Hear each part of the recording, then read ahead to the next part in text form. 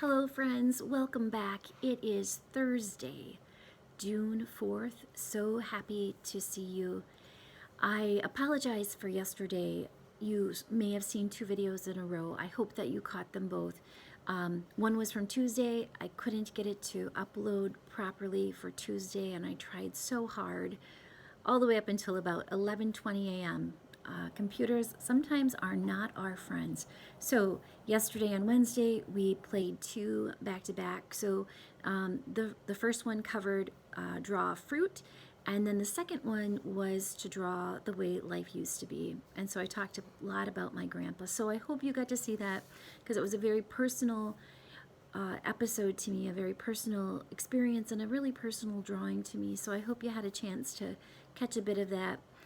And today we are drawing with a color that we don't particularly like, and that was prompt number 19. Now, I love all colors. All colors are wonderful to work with, and I think all colors bring something to our life. But one color in particular I think is really challenging, and it's white.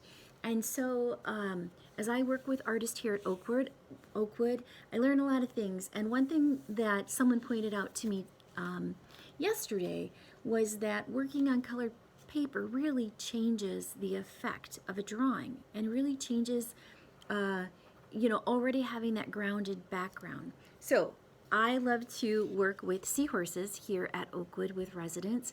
And this is a painted seahorse I'm working on.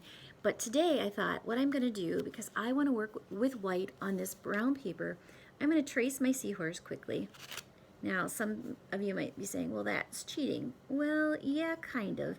I drew this, so I did draw this seahorse, and then I cut it out. So I'm using it as my template because I have drawn a lot of these seahorses over time, and I didn't want to take the time to redraw the seahorse today. So I thought, you know what, I'm going to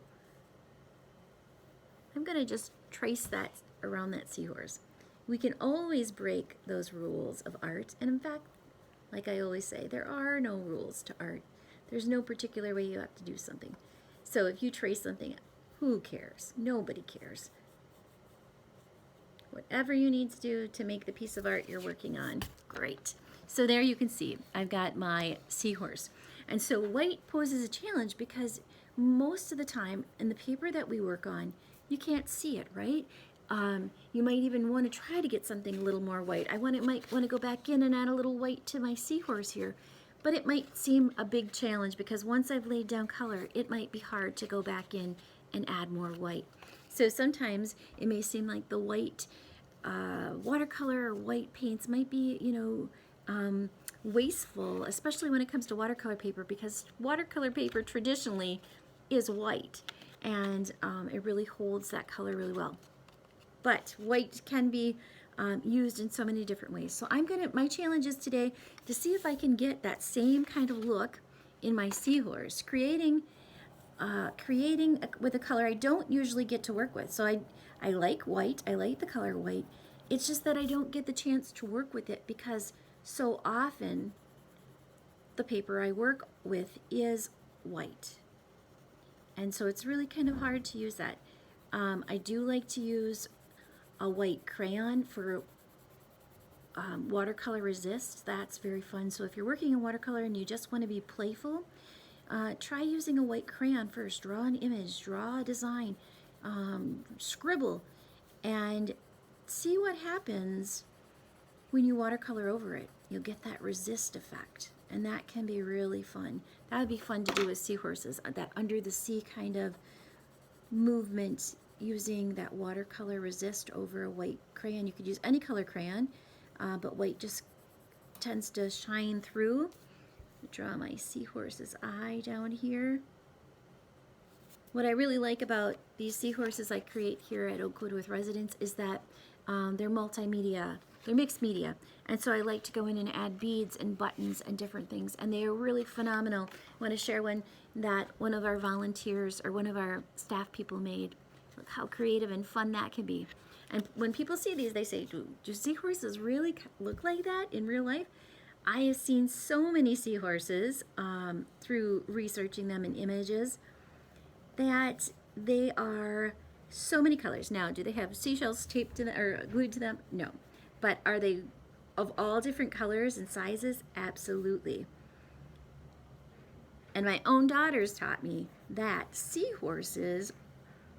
that the seahorses are raised by the father.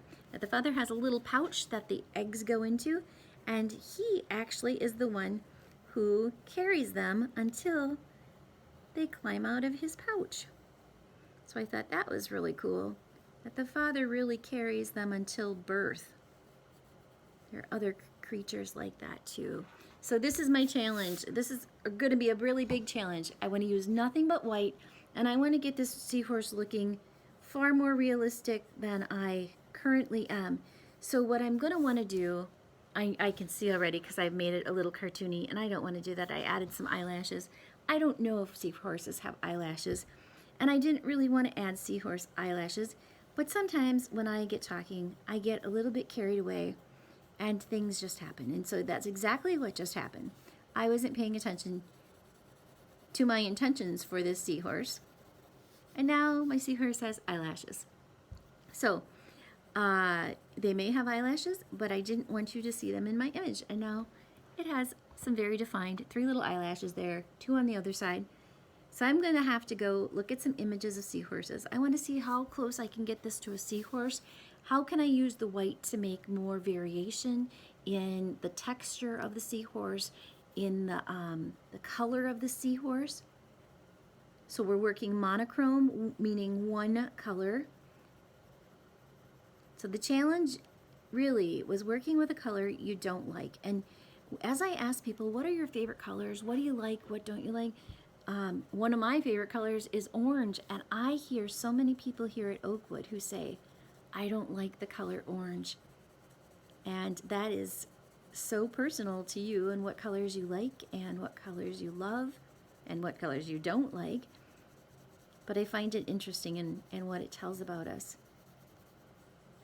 And maybe what times of the year we're drawn to too. I guess someone who likes orange might not want to see any orange fall leaves. But what colors do you love, and what colors do you stay away from? And do you have a white colored pencil that you could challenge yourself with on a piece of construction paper, or maybe you have some paper like this?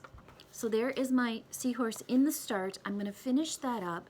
I'm not going to get it done by tomorrow, I know, because I'm just not going to have time to finish it up. And I want to spend a little more time with this to see if I can meet that challenge of working with a color I don't usually get to work with, or I don't particularly like working with, and see what I can do to make it more realistic. I can go in and erase it, and I'm going to find if I can just do a little bit more with that seahorse than where I'm at right now. I wanted to share the front of this. So this is a tone tan sketchbook, and you can see this phenomenal drawing on the front. That's a wonderful use of how to use white to create that variation, the light in it, where the light hits this man and on his clothing. It's just a wonderful use of how you could use it. And if I had more time, I'd want to explore drawing a human like that and using that white to really create that detail and help me make things look realistic. Okay, I hope you're drawing whatever prompt you're on, or if you've gone off script, wonderful. Send your images if you can, jennifer.bethel@oakwoodvillage.net, or give me a call, 230-4324. I'd love to hear from you. Okay, have a great day, and I will see you back here tomorrow.